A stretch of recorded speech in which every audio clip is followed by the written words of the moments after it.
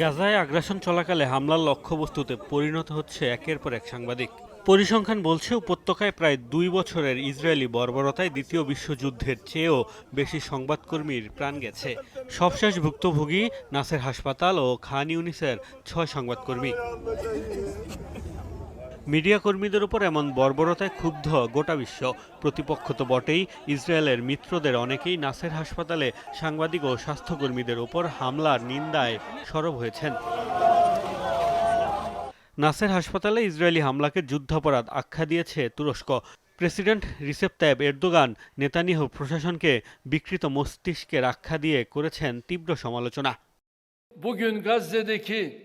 নাসের হাসপাতালে ইসরায়েলের নৃশংস হামলায় ৫ সাংবাদিক শহীদ হয়েছেন।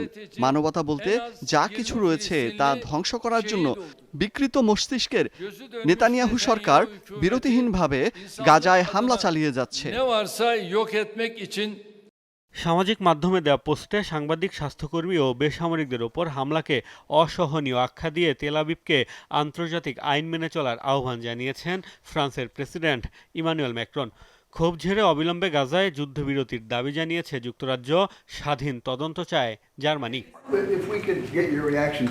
সাংবাদিকদের প্রশ্নের জবাবে নাসের হাসপাতালে হামলা সম্পর্কে অবগত নন বলে মন্তব্য করার পরে অবশ্য মার্কিন প্রেসিডেন্ট ডোনাল্ড ট্রাম্প দাবি করেছেন এই ঘটনায় তিনি খুশি নন।